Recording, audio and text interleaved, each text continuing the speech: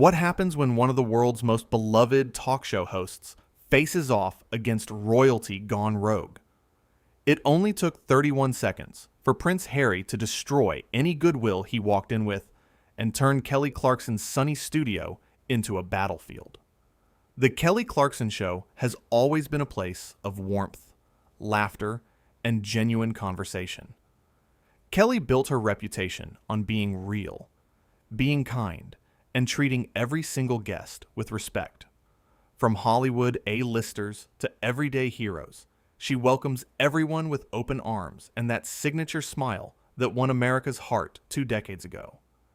But on this particular afternoon, that warmth was about to be tested like never before. Prince Harry walked onto the stage with an energy that felt off from the very beginning. While Kelly stood to greet him with her usual enthusiasm, clapping and beaming at the audience, Harry's expression was cold, distant.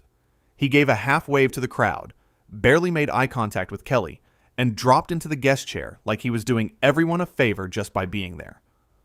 "Welcome, welcome. Oh my gosh. Thank you so much for being here," Kelly said, her voice bright and genuine as always. The audience erupted in applause, excited to see someone of his status on the show. Harry gave a tight smile. "Thanks for having me," he said flatly. Kelly, ever the professional, pushed forward. She's interviewed thousands of people. She knows how to warm up a cold guest. "So, I have to say, I've been so excited for this conversation. I think a lot of people are really interested in hearing your perspective on, just life right now, how you're doing, on what you're working on." "Right," Harry said, leaning back and crossing his arms. "Well, I'm here, aren't I?" There was a beat of uncomfortable silence. Kelly's smile faltered for just a fraction of a second, but she recovered beautifully. "You are, and we're so glad. So, let's jump in. You've been really vocal lately about mental health, about family, about finding your own path. Can you talk a little bit about what that journey has been like for you?" Harry sighed. Actually sighed, like the question was beneath him. Kelly, I've talked about this a lot. I've done interviews. I've written a book. I feel like people should know this by now." The audience shifted in their seats. This wasn't the playful banter they were used to. This was tension. Kelly, to her credit, kept her composure. "Of course, and I think that's amazing that you've been so open. But for people watching right now who maybe haven't read the book or haven't seen every interview, I think they'd love to hear it from you directly. That's what we do here. We have conversations." "Do you, though?" Harry said, uncrossing his arms and leaning forward slightly. "Or do you just ask the same questions everyone else asks and expect people to perform for you?" The studio went completely silent. Even the crew members looked at each other in shock. Kelly's face remained calm, but her eyes showed something else. Hurt. Confusion. "I'm sorry," Kelly said softly. "You heard me," Harry continued. "This whole thing, this whole talk show circuit, it's all the same. Everyone wants a piece. Everyone wants a soundbite. Nobody actually cares about the answers." Kelly took a breath. "Harry, I have to respectfully disagree with that. I care about every single person who sits in that chair. That's why I do this. That's why people come on this show, because they know it's a safe space to share their truth." "Your truth or their truth?" Harry shot back. "Because from where I'm sitting, it seems like you're just trying to get me to say something that'll go viral. That's what all of you want." "All of us?" Kelly repeated. "Harry, I'm not sure what's going on right now, but I promise you, that's not what this is about. I genuinely want to have a conversation with you. That's it." Harry laughed. It wasn't a warm laugh. It was bitter, mocking. "Right. Sure. That's why you have cameras everywhere. That's why there's an audience. Because you just want to chat." Kelly's jaw tightened. The audience could see it. She was still trying to be gracious, still trying to give him the benefit of the doubt. "Yes, this is a talk show. That's the format. But that doesn't mean the conversations aren't real. I've had people sit where you're sitting and share some of the most vulnerable moments of their lives. And I've held space for that. I've cried with them. I've laughed with them. I've been honored to be trusted with their stories. How noble of you, Harry said, his voice dripping with sarcasm. That was the line. That was the moment where Kelly's expression changed, where the warmth in her eyes turned to something else. Not anger. Disappointment. The audience murmured. This wasn't playful. This wasn't banter. This was someone being genuinely cruel to a host who had done nothing to deserve it. Kelly pressed her lips together for a moment, clearly collecting herself. When she spoke again, her voice was measured, controlled. You know what, Harry? I'm trying really hard here to give you grace. I'm trying to understand where this is coming from. But I have to be honest with you. I'm confused. I don't know what I've done to make you feel like you can speak to me this way. Harry shrugged. You haven't done anything. That's kind of the point. You're just here, playing your part, smiling for the camera. It's all surface level. Surface level? Kelly repeated slowly. Okay. Can I tell you something? Can I stop you? Harry muttered. Kelly ignored the comment. I grew up with nothing. I've talked about this before, so it's not new information, but I think it's important context here. I grew up in a small town in Texas. My family struggled. There were times we didn't know if we'd have enough money for food. I worked multiple jobs while trying to pursue music. I auditioned for American Idol because I literally could not afford to make a demo tape to send to record labels. That show changed my life. It gave me opportunities I never dreamed of. The audience was silent, hanging on every word. Kelly continued, and when I got those opportunities, I promised myself something. I promised that I would never forget where I came from, that I would never look down on people, that I would use whatever platform I was given to lift others up. And that's what I've tried to do every single day of my career. So when you sit there and tell me I'm surface level, that I don't care about the answers, that I'm just part of some machine, you're not just insulting me professionally. You're insulting everything I've worked for, everything I believe in. Harry stared at her for a moment, and for just a second, it seemed like maybe he might soften. Maybe he might realize he'd crossed a line. But then he leaned forward and said, "That's a great speech. Did you rehearse that?" The audience gasped again, even louder this time. A few people booed. Kelly's face went completely still. "Wow," she said softly. Okay. What?" Harry said, throwing his hands up. "I'm just being honest. Isn't that what you want? Honesty?" "There's a difference between honesty and cruelty," Kelly said, her voice stronger now. "And you're being cruel." "I'm being real," Harry shot back. "Maybe you're just not used to that. Maybe everyone else who sits in this chair kisses up to you because you're Kelly Clarkson. But I'm not going to do that." "I have never asked anyone to kiss up to me," Kelly said firmly. "Never. What I ask for is basic human decency. That's it. Just treat me the way you'd want to be treated. Is that really too much to ask?" Harry laughed again, that same bitter laugh. "You want to talk about how people should be treated? That's rich coming from someone in your position." "What does that mean?" Kelly asked. "It means you have power. You have a platform.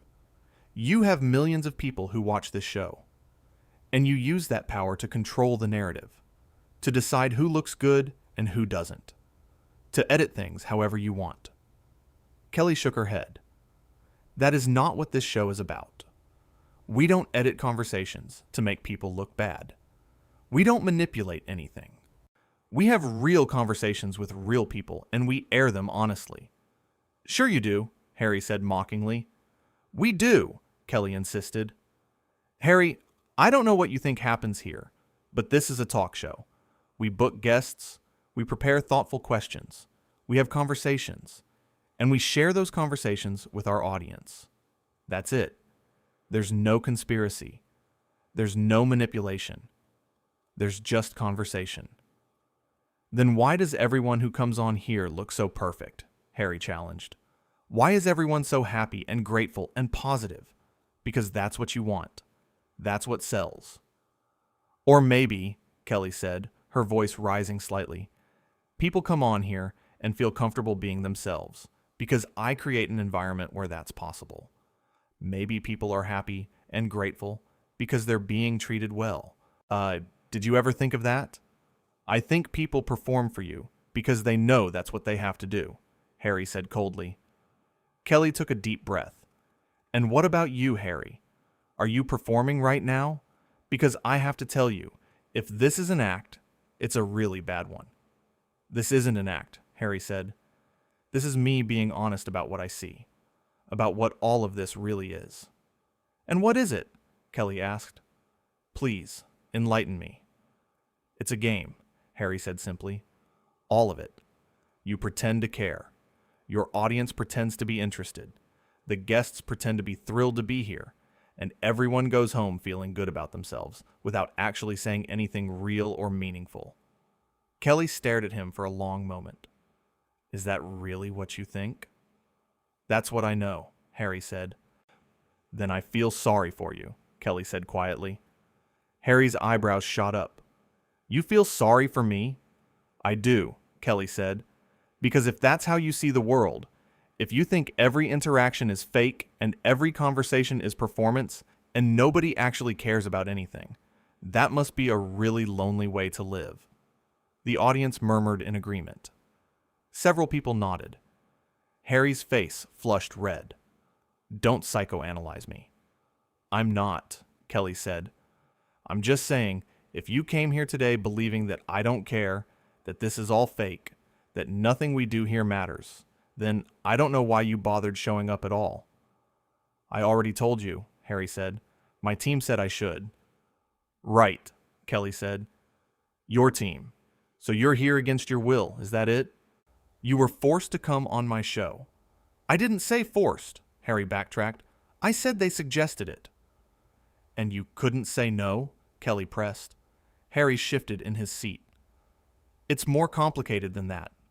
How? Kelly asked. How is it complicated? You're an adult. You make your own choices.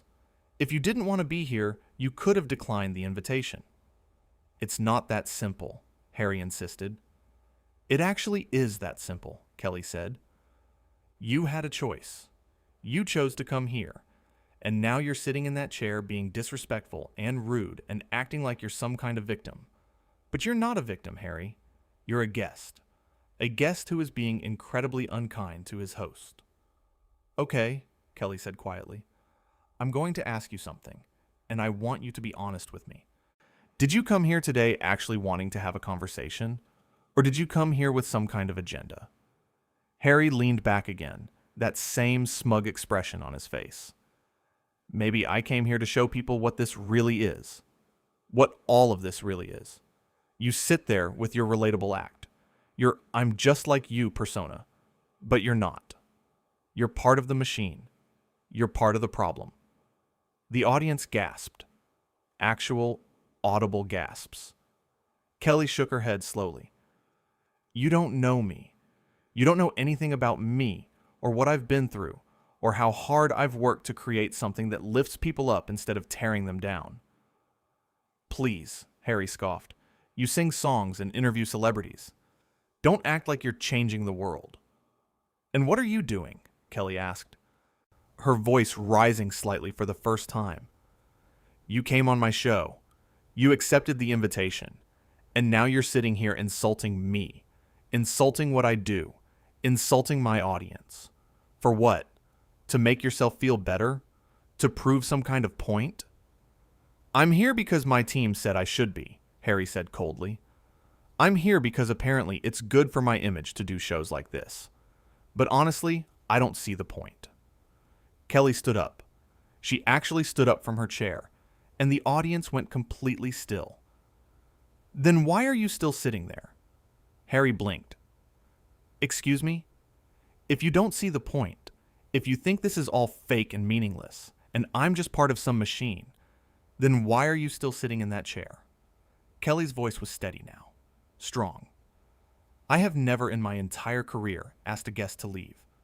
Never. But I'm also not going to sit here and let you disrespect me, my team, and everyone in this room who came here excited to see you.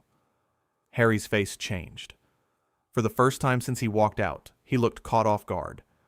You can't be serious. I am absolutely serious, Kelly said. I invited you here with nothing but good intentions. I wanted to give you a platform to share whatever you wanted to share. But instead, you've spent the last several minutes trying to belittle me and what I do, and I won't stand for it. Do you have any idea who I am? Harry said, his voice rising. Yes, Kelly said simply.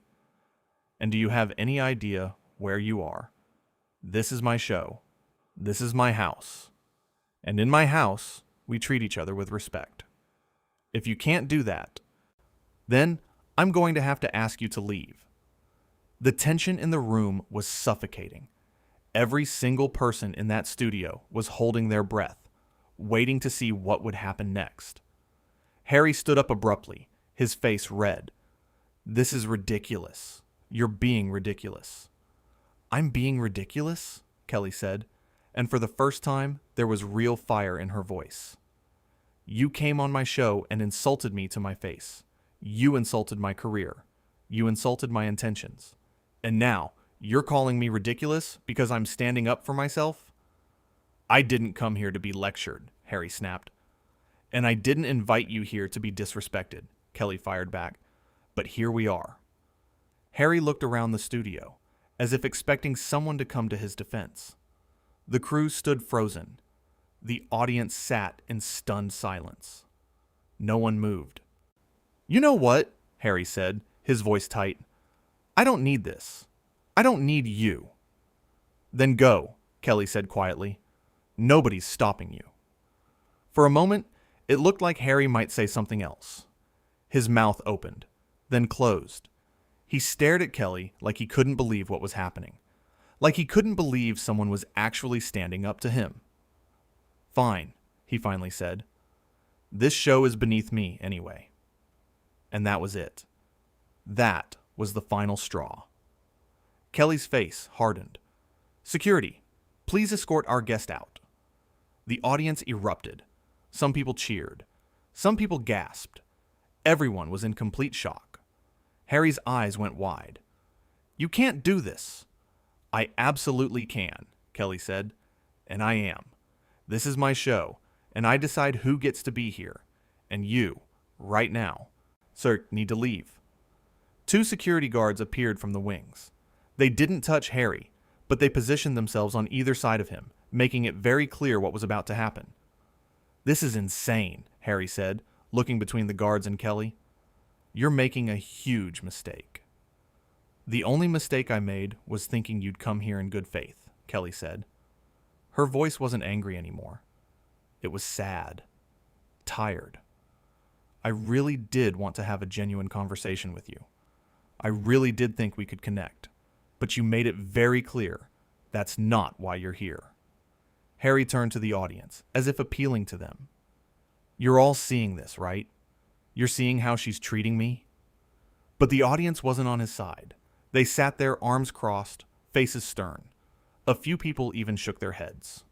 Kelly walked over to her chair and sat back down, smoothing out her dress. Gentlemen, please. The security guards gestured toward the exit. Harry looked between them and Kelly one more time, his face a mixture of rage and disbelief. You'll regret this, he said.